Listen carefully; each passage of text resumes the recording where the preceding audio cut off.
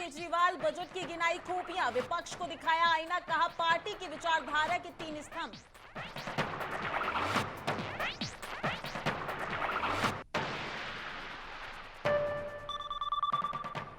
CM योगी ने विधानसभा को किया संबोधित, सतीश महाना को दी बधाई, विपक्ष को समझाया हार के कारण, कहा जनता नकार देती है नकारात्मक प्रचार।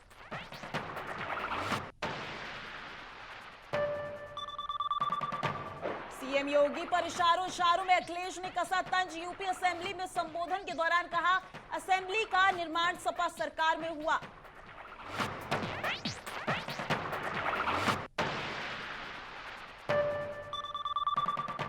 भगवंत मान का एक्शन मोड बरकरार, सरकारी टीचर्स के मिलने वाले काम में की कटौती, स्कूलों और कॉलेजों के शिक्षकों को और प्रोफेसर से पढ़ाई के सिवाय और कोई काम नहीं लिया जाएगा।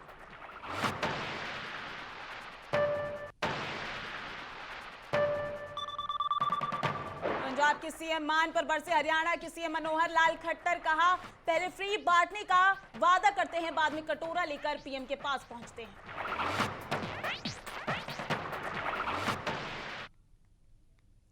नमस्कार, आप देख रहे हैं संभव टीवी और मैं हूं आपके साथ माधुरी तिवारी। दिल्ली के मुख्यमंत्री अरविंद केजरीवाल आज विधानसभा में खूब बोले, बजट की खूबियां गिनाई, पार्टी की विचारधारा बताई, उस पर चलने का जज्बा भी दिखाया और विपक्ष को आईना भी दिखाया।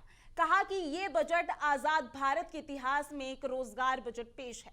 चुनाव के समय में रोजगार की बात होती है और बाद में कोई बात नहीं होती। हम 20 लाख नौकरियां देंगे और बजट में इसका पूरा खाका तैयार किया जाएगा। सीएम ने कहा कि हमारी पार्टी की विचारधारा के 3 स्तंभ हैं। पहला स्तंभ है कट्टर देश प्रेम, हम अपना देश के लिए मर मिटने के लिए तैयार हो जाते हैं और कुछ भी करने के लिए तैयार हैं। हमारी विचारधारा का दूसरा स्तंभ है कट्टर ईमानदारी, पार्टी की विचारधारा का तीसरा स्तंभ है इंसानियत। हमारी विचारधारा की वजह से ही हमने दिल्ली में ऐसी व्यवस्था की है कि कोई अमीर हो या गरीब हो, उसको चाहे कैसी भी बीमारी हो अपना इलाज करवा सकते हैं। सारा इलाज, सारी दवाइयां, सारे टेस्ट फ्री हैं। अब किसी भी बहन, किसी भी गरीब को इलाज करवाने के लिए कुछ बेचने की जरूरत नहीं पड़ेगी। आजाद भारत के इतिहास में चाहे आप केंद्र सरकार ले लो, चाहे कोई राज्य सरकार ले लो, आजाद भारत के इतिहास में पहली बार एक रोजगार बजट प्रस्तुत किया गया है।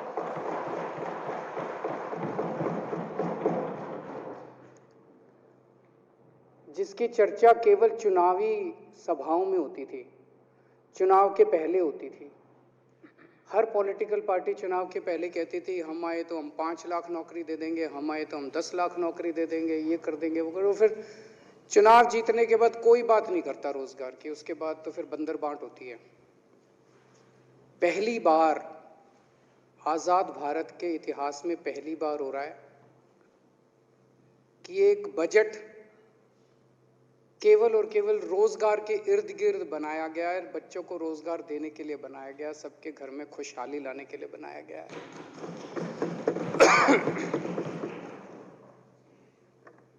इसके पहले अभी कुछ दिन पहले पंजाब में एक ईमानदार सरकार बनी। पहली कुछ घोषणाओं में से एक घोषणा थी कि वहां पे 25,000 सरकारी नौकरियां निकाली गई और 1 महीने में उनकी भर्ती चालू हो जाएगी। 35,000 कर्मचारियों को पंजाब में पक्का करने की घोषणा की गई। और अब दिल्ली के अंदर एक बजट लाया गया है जिसमें 20 लाख,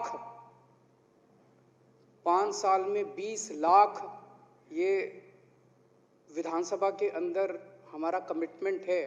ये चुनावी 20 लाख नौकरियां 5 साल में देने की तो किसी ने चुनाव के पहले भी हिम्मत नहीं करी थी। यहाँ तक कि उत्तर प्रदेश, बिहार जो इतने बड़े बड़े राज्य हैं, जहाँ पे इतनी बड़ी बड़ी उनकी जनसंख्या है, वहाँ भी कोई पॉलिटिकल पार्टी ये नहीं कहती चुनाव के पहले भाई हम आए तो हमको वो दो, वोट दो, हम 20 लाख नौकरियां दे देंगे। बजट जो प्रस्तुत किया गया उसमें पूरा खाका डिटेल में पूरा तैयार किया गया है कि किस तरह से अगले 5 साल के अंदर 20 लाख रोजगार युवाओं के लिए तैयार।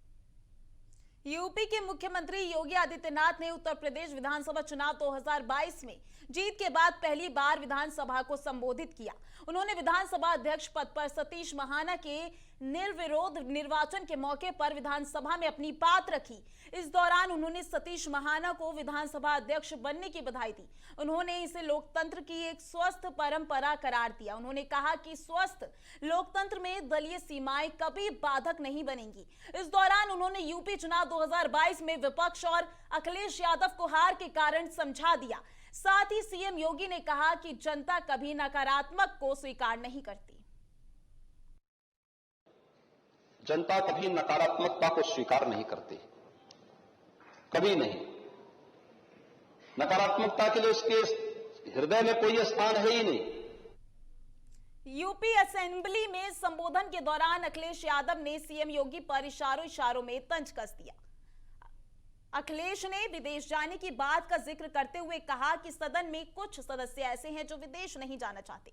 अखिलेश ने कहा कि हम जिसे इमारत में बैठे हैं ये ब्रिटिश राज में नहीं बनी थी। उन्होंने कहा कि जिस इमारत में सीएम अब बैठते हैं अब आजाद भारत में बनी है और उसका निर्माण समाजवादी पार्टी की सरकार में हुआ है। आपको बता दें कि अखिलेश ने कहा है कि हम जिस इमारत में बैठे हैं ये ब्रिटिश राज में बनी थी। उन्होंने कहा कि जिस इमारत में सीएम अब बैठते हैं वह आजाद भारत में बनी और उसका निर्माण समाजवादी पार्टी की सरकार में हुआ। यानी कि अखिलेश यादव अब ये बोल रहे हैं कि जब उनकी सरकार थी तब बहुत काम हुआ, उनकी सरकार में ही असेंबली का निर्माण हुआ था। अखिलेश ने विदेश जाने की बात का जिक्र करते हुए कहा कि सदन में कुछ सदस्य ऐसे हैं जो विदेश नहीं जाना चाहते। बात नेता सदन 35 देशों में घूम कर के आए, ये बात तो मुझे पहले पता होनी चाहिए थी। अध्यक्ष महोदय, ये बात तो मुझे पहले जानकारी करनी थी। आपने प्रयास नहीं किया ना। और मुझे खुशी है कि अध्यक्ष ऐसे हमारे बने हैं कि अब जब कभी विदेश यात्रा होगी तो भूलेंगे नहीं हम लोगों को। ये ना करना कि राइट वालों को बिठा करके ले जाएं आप। हालांकि राइट में कुछ ऐसे सदस्य हैं वो विदेश नहीं जाना चाहते और सही बात है, तो सही बात है, वो विदेश नहीं जाना चाहते। और ये बात मैं इसलिए कह रहा हूं अध्यक्ष महोदय, उनका नाम मालूम हो तो बता दिया, शुरू से आसानी हो जाएगी। आवाज मैं बात को आगे नहीं बढ़ाऊंगा अध्यक्ष महोदय। मैं इस बात को इसलिए कह रहा हूं कि विदेश जाने का कुछ लाभ भी है। मैं उन लाभों की बात नहीं कर रहा हूं जो कभी कभी कुछ लोग उठाते हैं सवाल। ये जो एक्सप्रेस वे की बात नेता सदन कह रहे थे, मैं यकीन से अध्यक्ष जी कह सकता हूं अगर मैं विदेश नहीं गया होता तो शायद देश का सबसे अच्छा एक्सप्रेस वे नहीं बना पाता। और मैं अगर विदेश नहीं गया होता तो शायद आपके शहर को भी मैं मेट्रो नहीं दे पाता। और जब मैंने विदेश की बड़ी बड़ी इमारतें देखी, आज तो हम ये जो इमारत जिसमें बैठी है ब्रिटिश जमाने की है, ये हमारी आपकी नहीं बनाई हुई है, किस जमाने में बनी थी।